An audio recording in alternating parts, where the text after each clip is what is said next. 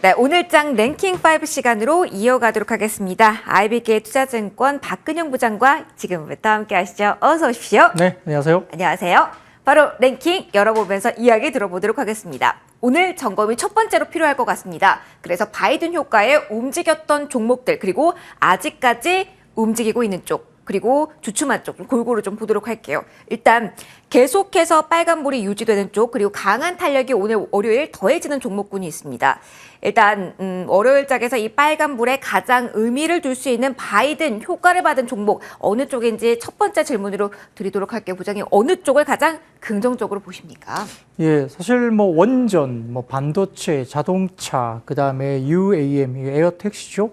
로봇까지 바이든 모멘텀을 받았고, 지난 금요일 시장에서 이미 이제 수급 쪽으로는 오버슈팅이 한번 나왔습니다. 맞습니다. 일부 종목들은 오늘까지 좀 오르는 뭐 방위산업이나 이런 섹터도 있기도 하고요. 원자력도 마찬가지이기도 하지만 전체적인 흐름에서는 오늘 이제 윗꼬리를 좀 달거나 이런 부분들 좀 부담스러워하는 모습들이 분명히 있죠. 그래서 실적이 뒤따르는 체크가 좀 필요한데 원전 같은 경우는 사실은 좀 길게 봐야 되는 섹터가 아닐까 싶습니다. 네. 소형 원자로 같은 경우는 방향성은 맞지만 시간이 너무 오래 걸리는 사업이기 때문에 당장 중국 같은 경우도 좀 석탄 비중을 다시 늘리고 있는 분위기고요. 왜냐하면 경제를 돌려야 되니까. 일단 필요하니까. 그렇죠. 경제에 대한 부분들 지표가 너무 안 좋아지기 시작하니까 성장에 대한 그림을 위해서는 당장은 석탄 비중을 또 늘리면서 지금 계속적으로 다시 푸시를 하고 있는 부분이기 때문에 네. 소위 말하는 ESG 경영이 당장은 좀 쉽지 않죠. 거기다가 지금 UAM 같은 경우는 아마 현대차에서 다시 한번 UAM 관련된 추가적인 뭐 투자라든지 이런 부분들이 이제 이번에 나오기도 했습니다만 네. 이것도 뭐 상용화될 때까지 그리고 실제 이 부분에서 수혜를 받는 쪽이 어디냐 부분들은 좀 말들이 많을 수가 있어요. 뭐 네온테크라든지 종목들이 상한가를 가기도 했습니다만 네. 정말 수혜이고 그만큼 실적이 들어올지는 또 지켜봐야 됩니다. 그리고 얼마나 많은 이 에어택시가 정말 다닐 것인가. 예를 들어 뭐 한강변에 얼마나 많은 에어택시들이 떠돌아다니면서 정말 사용자가 올 것인가 부분도 또 봐야 돼요. 뭐 그렇죠. 예를 들어 10대 정도 움직이는데 이게 뭐 주가가 뭐 더블 갈 정도는 이건 아니잖아요. 그러니까 그런 부분도 실제 실적에 대한 부분들이 면밀하게 투자가 돼야 될 것 같고요. 로봇 사업은 사실은 삼성전자가 하고 있는 이 입는 웨어러블 기기는 좀 가시성이 있다 봅니다. 왜냐하면은 지금 당장 이제 뭐 허리가 안 좋거나 다리가 안 좋은 분들을 이렇게 보완을 해주면서 하는 잼스 힙이라는 제품이 있는데 이게 한 3만에서 5만 대 정도가 나올 걸로 해요. 그래서 관련된 종목이 거론되고 있는데 이거는 아주 구체적으로 물건이 나오고 전시회에서 이제 많은 분들이 또 사용도 해보고 경험을 해봤더니 상당히 좋더라라는 이야기가 많이 나옵니다. 그래서 이건 의료용이죠. 그리고 네. FDA에 미국에서도 승인을 또 받았습니다. 이미 받았고요. 네, 그렇기 때문에 물건들이 나오고 그 외에도 뭐 사실 서빙봇이나 이쪽은 뭐 어느 정도 좋아질까 그건 잘 모르겠어요. 근데 의료용으로 본다면 잼스 힙이라는 이 부분들은 상당히 좀 저는 의미가 있어 보입니다.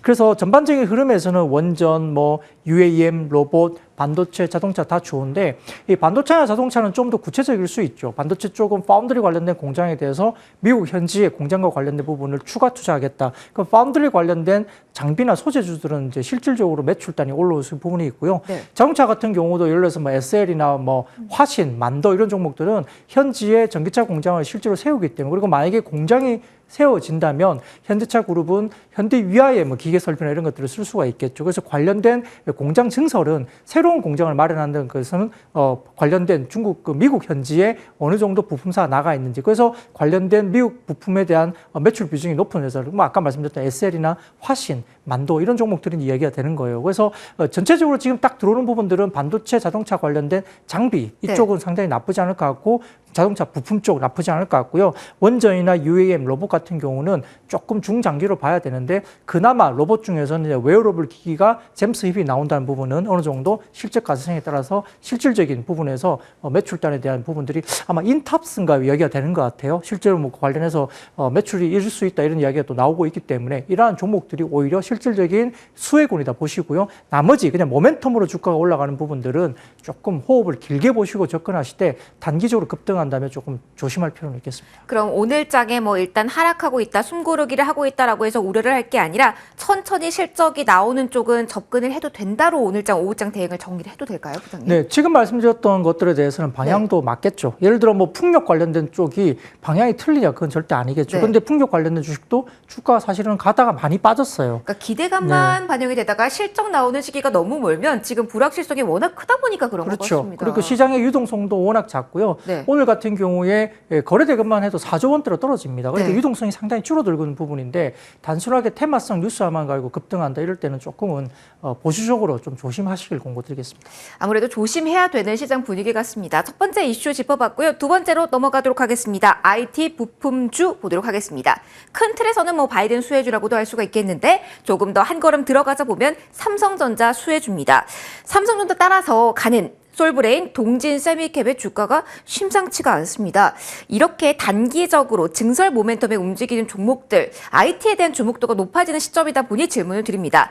윗꼬리를 달지 않고 조금 더 강하게 탄력도를 가져가주는 종목들을 지금은 주목해야 되는 시점일까요, 부장님? 네, IT 부품주 중에 뭐 동진 세미캠이나 솔브레인 이런 종목들은 지금 이제 미국 쪽에 파운더리 공동 진출, 동반 진출 때문에 이야기가 된 거죠. 네, 이게 처음이라고 하더라고요. 네, 그래서 이제 이런 종목들은 뭐 2차 전지나 뭐 반도체나 다 엮일 수도 있는 거고요. 이런 부분들이 상당히 좋아 보이는 종목 중에 하나일 수도 있습니다. 그래서 최근에 뭐 솔브레인도 좀 쉬었고 동진 세미캠은 특히나 좀 약간 아쉬운 게 이 시장에서 IR을 잘 안 하기로 유명한 회사잖아요. 네. 그래서 이제 뭐 커버리지 리포트가 없고 내용들이 없는데 과거에 약간의 노이즈가 사실 그때 있었죠. 굉장히 좋을 걸로 생각했던 분기 실적이 이렇게 좀 부러져서 나오는 그런 실적단이 있었는데 그때 당시에 이슈는 약간의 그 뭐라 그럴까 지분을 이렇게 밑으로 이 상속 승계하는 과정에서 그런 부분이 몇 분기가 좀 이어졌습니다. 그래서 네. 과도한 감가상각이나 이런 비용들을 반영하면서 주가가 좀 약간 모르겠어요. 그건 어떤 건지 모르겠지만 약간 주가를 좀 내리기를 좀 원하는 짓누르는 됐군요. 어떤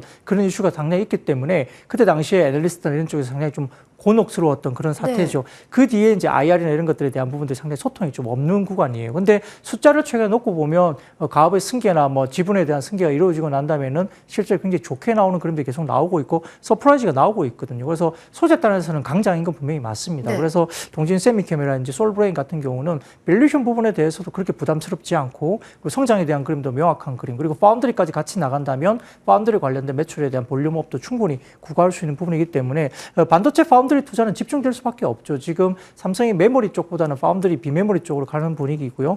여기에 따라서 장비 소재주 동반 실적 성장은 충분히 가능할 걸로 보고 거기에다가 반도체나 2차 전지를 같이 하는 종목들 이런 부분들 말고도 이번에 뭐 따라 나간지는 모르겠습니다만 사실 뭐 첨보나 후성 이런 종목들도 같이 좀 엮이는 종목들로 사실 소재주 중에서 네. 상당히 좋은 종목들이죠. 이런 종목들이 실제 주가에 대한 퀀텀 점프를 하는 소재주 가운데서는 이 두 종목뿐만 아니라 뭐 첨보나 후성 같은 종목들도 좀 눈여겨 보시면서 좀 팔로우를 하셔야 되지 않을까 싶습니다. 부장님께서는 뭐 오늘 솔브레인 동진 세미캠을 좀 따라가 보는 걸 추천하시겠어요? 아니면 조금 더 넓게 보고 그 순환매를 기다리는 전략을 추천하실까요? 뭐 오늘은 뉴스에 의해서 올라간 거니까요. 그래요. 뭐 당장 네네. 바로 따라가기는 좀 부담스럽긴 합니다. 뭐 주가라는 것이 올라가면은 항상 더 갈 것 같고 빠지면 또 더 빠질 것 같은 게 맞아요. 주가인데요. 항상 어떤 종목이든 눌림이 있고 계단식이 있고 여러 가지 부침이 있습니다. 기술적으로 충분히 보셔서 너무 뭐 이격이 많이 벌어지거나 과매수권을 접어들면 다소 좀 눌림을 기다리는 전략도 충분히 필요할 것 같고 너무 많이 빠진 종목들도 기술적인 단기적인 또 리바운딩까지도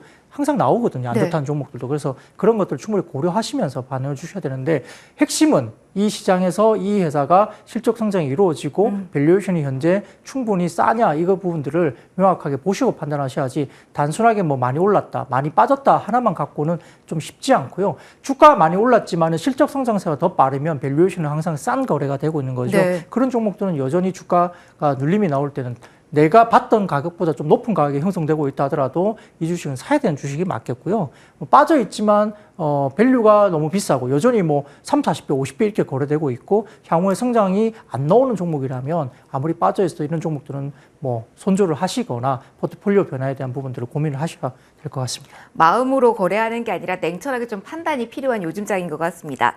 세 번째 저희가 이슈로 뽑은 LG 이노텍. 이 종목은 어떨까요? 실적 괜찮을까요? 그리고 지금 자리 많이 빠져서 그 밸류에이션 매력도 있는 자리일까요? 애플바 모멘텀으로 다시 움직이는데 뭐 기술적인 위치나 이슈 면에서 주목도 높을 것 같습니다. 부장님의 시선은 지금 어떻게 지금 분석을 하고 계십니까? 네, LG이노텍은 오늘 이야기는 굉장히 긍정적인 이슈로 네. 좀 봅니다. 실적단도 마찬가지고요. 단순한 뉴스로 보기에는 조금 크게 좀 봐야 될 있지 않을까 싶습니다. 왜냐하면은 아이폰 같은 경우는 2019년부터 이제 12메가픽셀 관련된 전면 카메라를 사용했습니다. 보통 우리가 이제 사진 찍을 때는 후면 쪽에 뭐 1억 화소, 1억만 화소 이렇게 해서 네. 이렇게 후면 쪽이 좀 화소가 높고 우리가 이제 셀카를 찍을 때 하는 전면 쪽은 조금 낮은 경향이 있죠. 그래서 저가 품으로 사실은 간주가 되던 전면 카메라 쪽이에요. 근데 2022년부터 아이폰의 전면 카메라에 이제 오토 포커싱, 그러니까 AF 기능이 들어갈 것으로 보이고 있고요. 판가는 기존보다 2배에서 3배 정도 올라갈 것으로 보입니다. 그래서 판가가 굉장히 많이 올라가는 거죠. 근데 이제 지금 기존에는 그 CNBU, 폭스콘 그룹에 있는 CNBU라든지 그다음에 럭셔 그룹의 코엘 그리고 중국의 그 오필름이라는 윙텍 그룹 내 이제 회사들이 각각 40%, 30%, 그다음에 30% 이렇게 점유율을 각각 구조를 했습니다. 그러니까 대부분 다 중국산의 업체들이 많이 이제 하고 있던 네. 그런 저가형 모델인데요. 2021년 오피럼이 뭐 벤더에서 제외되면서 실질적으로 CNBU라든지 코웰이 양분하면서 생산을 계속 하게 됐습니다. 근데 애플이 지금 그러니까 아이폰 14 관련된 역대 처음으로 전면 카메라를 한국산 제품으로 넣겠다 이렇게 발표가 나온 것인데 이게 이제 LG 이노텍 관련된 확정 관련된 뉴스가 나오는 것이죠. 실제 2023년도 정도부터 그 LG 이노텍 전면 카메라가 어느 정도 진입할 것이다. 그러니까 올해가 아니라 내년 정도로 사실은 생각을 했었어요. 네. 근데 이게 1년 정도 앞당겨지는 겁니다. 결국은 이제 중국 쪽의 어떤 폭스콘의 기술 이슈, 그러니까 그러니까 이제 품질 테스트 부분에서 이제 중국 쪽에 이 부분이 떨어지게 된 걸로 보이고요. 뭔가 오류가 있어서 급히 네, 폭스콘에서는 아예 빠지게 되는 겁니다. 그래서 이런 퀄 부분에서 빠지게 되는 거고요. 그래서 지금 애플 입장에서는 최근에 중국이 코로나19 사태 이후로 봉쇄를 너무 강하게 하다 보니까 이게 굉장히 좀 쇼크를 받았던 것 같아요. 왜냐하면은 이렇게 봉쇄를 가다가는 만들지도 못하고 그래서 만드는 생산 부품 기지를 중국에서 좀 빼야 되겠다. 네. 이런 니즈가 생긴 것이죠. 그래서 중국의 생산지의 확보가 굉장히 니즈가 강해졌고요. LG노트 입장에서는 기존의 아이폰 관련된 12메가픽셀 관련된 AF 후면 카메라 생산이 좀 더 앞당겨진 것이죠. 그래서 그런 부분도 상당히 지금은 호재로 작용할 수 있겠고요. 아까 말씀드렸듯이 전면 카메라 부분은 후면 카메라 단가 대비 3분의 1 수준이어서 저가형 모델로 생각했는데 지금 벌써 가격이 2배, 3배로 올라간다. 그러니까 AF, 그러니까 오토 포커싱 기능이 들어가면서 단가가 상당히 올라가는 부품을 LG 이노텍이 내년 정도 기대를 해봤지만 벌써 올해로 넘어온다는 점에서는 앞당겨지면 그렇죠. 주가에도 지금 즉각적으로 호재성 재료로 단기간은 봐도 네, 되나요? 아마 올해 하반기에 만약에 이게 사실이라면 올해 하반기에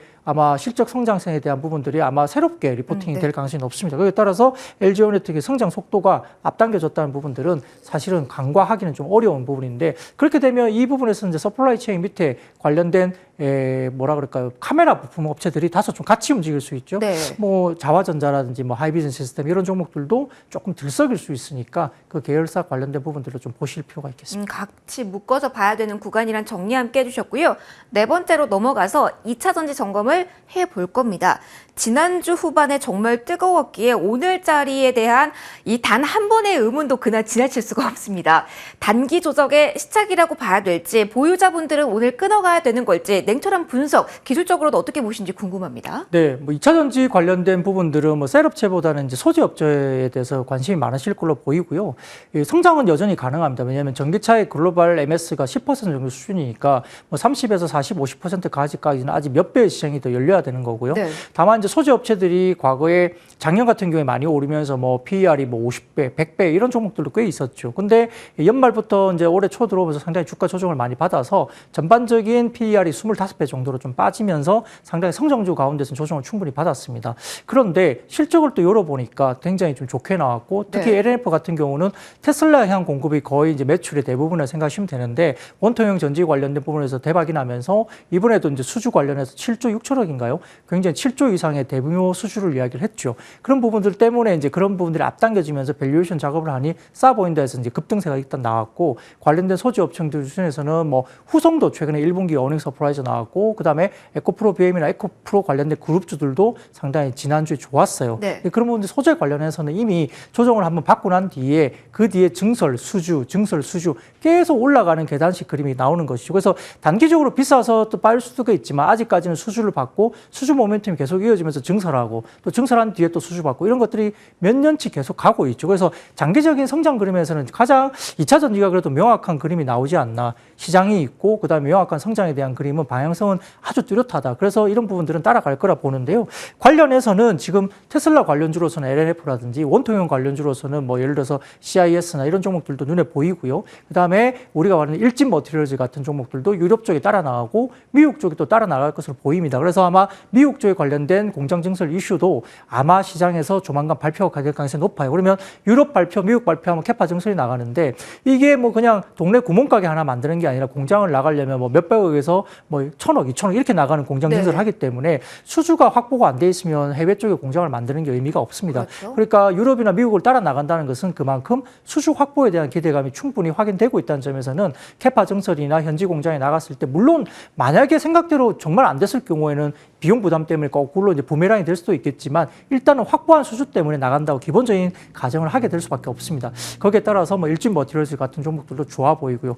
근데 다만 이런 수주들이 이제 현지 공장, 미국 쪽도 벌어지고 여러 가지 벌어지고 현대 기아가 미국 쪽에 또 전기차 생산 라인을 새롭게 플랜트를 공장을 만들지 않습니까? 네. 그럼 뭐가 되겠죠? 장비 수주는 분명히 많아질 수 이제 있죠. 소재주 다음으로 장비주를 봐야 된다. 네, 장비주는 한 6개월에서 2년 정도 뒤에 이 장비 관련된 수주권이 매출로 인식이 되기 때문에 네. 그 부분들은 아마 땡겨올 가능성이 커요. 그래서 이 장비주, 그러니까 2차 전지 관련된 소재주도 좋았지만 상대적으로 조금 턴어라운드가 확실하게 보이는 방향을 가고 있는 2차 전지 장비주들을 좀 보자 이런 이야기가 많이 나옵니다. 거기에 따라서 최근에 장비주 가운데 PNT라는 종목이 좀 두드러지게 계약건을 좀 보이고 있는 상황이고요. 그 외에도 원익 PN이라든지 그다음에 네. CIS 이런 종목들이 장비주로서 그리고 하나기술 정도까지도 여러 가지 부분에서는 좀 장비주로서 거론되고 있으니까 2차 전지 소재 그다음에 장비주까지도 좀 서플라이 체인에서 좀 관심을 가질 필요는 있겠습니다. 네.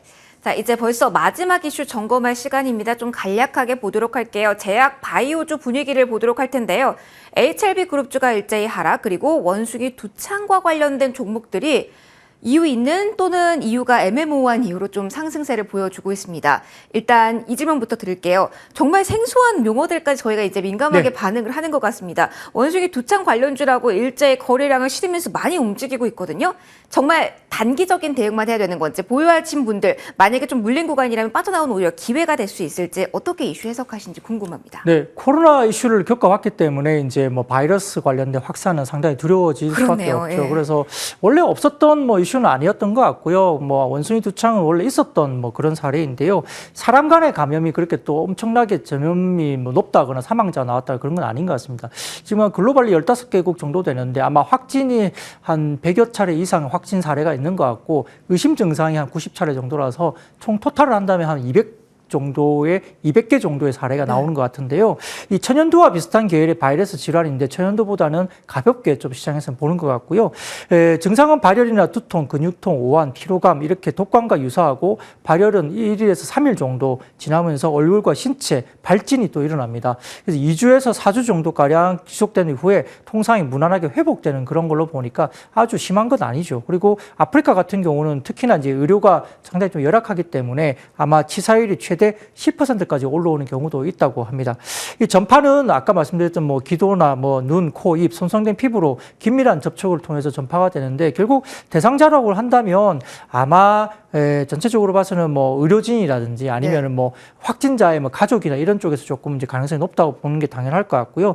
그래서 지금 지난 WHO 같은 경우에는 20일 현재 전 세계 80건 감염 사례가 확인됐다 하지만 지금 현재로 봐서는 아마 감염 사례가 100건이 좀 넘는 것 같고 그다음에 의심 사례는 한 90건 정도가 돼서 제가 전체적인 합계 토탈은 한 200사례, 200건 정도 된다고 말씀드렸죠. 여기서 지금 이제 벨기에 같은 경우가 최근에 글로벌 원숭이 두창 관련해서 최초로 확진자에 대해서 벨기에가 3주 자가격리를 최초로 지금 실시한다고 발표를 했습니다. 그럼 뭐 자가격리 이야기까지 나왔으니까 조금 더 길게 봐도 되는지 오늘 뜨는 종목들 가운데 조금 이슈화되면서 좀 주목해 볼 만한 종목이 있는지 좀 궁금합니다. 네, 그래서 뭐 직접적인 치료제가 없다 이런 이야기가 돌고 있고 따라서 기존의 천연두 관련된 어떤 뭐 치료제가 85% 수준의 예방 효과가 있다 이렇게 이루어지면서 천연두 관련주가 올랐죠. 네. 뭐 그래서 뭐 HK 이노엔이나 파미셀 뭐 이런 종목들이 좋은데요. 근데 문제는 뭐냐면 2019년도에 덴마크 회사가 이걸 이미 백신을 만들었었고요. 아, 그다음에 그렇군요. 이제 미국의 그 승인도 받은 그 백신이 있습니다. 네. 그래서 이거는 글쎄요, 제가 보기에는 물론 이제 제 추측이 다를 수도 있고 향후에 급하게 번지면서 좀 문제가 될지는 모르겠습니다만 아무튼 2019년도에 덴마크의 어느 회사가 이미 이제 백신을 개발해서 미국의 승인을 받은 백신도 있다는 점에서는 글쎄요, 국내 관련 업체가 얼마나 수혜를 받을까요? 지금 한 모르죠. 200건 정도 사례인데 과연 이 회사가 상한가를 간다면 회사가 30%나 실적이나 매출이 좋아질까요? 저는 잘 모르겠습니다. 알겠습니다. 네. 이쯤에서 정리를 관련 좀 해보도록 하죠. 자, 원픽 들어볼 시간입니다. 오늘 가격 전략 위주로 좀 간략하게 들어볼게요. 어떤 종목 오늘 원픽으로 선정하셨을까요? 네, 오늘 종목은 하나마이크론입니다. 최근에 수급을 보시면 외국인들 아주 집중적으로 매수가 2주 이상 들어오고 있고 기관도 최근에 같이 사기 시작했습니다. 1분기 별도 영업이익도 145억 원으로 상당히 괜찮았고요. 지금 브라질 법인 같은 거 상당히 우려가 많았는데 모듈 사업이나 이런 쪽에서 외형 확대, 수익성 호조가 나오면서 1분기 좋았죠. 연간 단위로 따지더라도 지금 별도 매출액이 6,160억 그리고 영업이익도 660억까지 올라오는 분위기고요. 그다음에 지금 전체적으로 연결 기준으로 상당히 좋을 것 같습니다. 그래서 하반기에는 브라질 법인 관련된 부분들도 상당히 성장이 될 것 같고요. 하나 머티리얼즈나 브라질 법인의 성장이 이루어지면서 전체적으로 SK 하이닉스양 턴키 수주 관련된 이쪽도 비메모리 쪽에서 나올 수 있다는 점에서 최근에 움직이지 않았던 종목 중에 하나인데 네. 수급적으로 상당히 압축되면서 외국인들이 모아왔다는 점에서는 오늘 첫 거래가 터지면서 양봉을 나타내고 있기 때문에 볼 필요가 있겠습니다. 목표가는 25,000원, 손절가는 17,000원 말씀드리겠습니다. 네, 지금까지 RBK 투자증권 박근영 부장과 이 시간 함께 꾸려봤습니다. 부장님, 오늘 말씀 고맙습니다. 네, 감사합니다.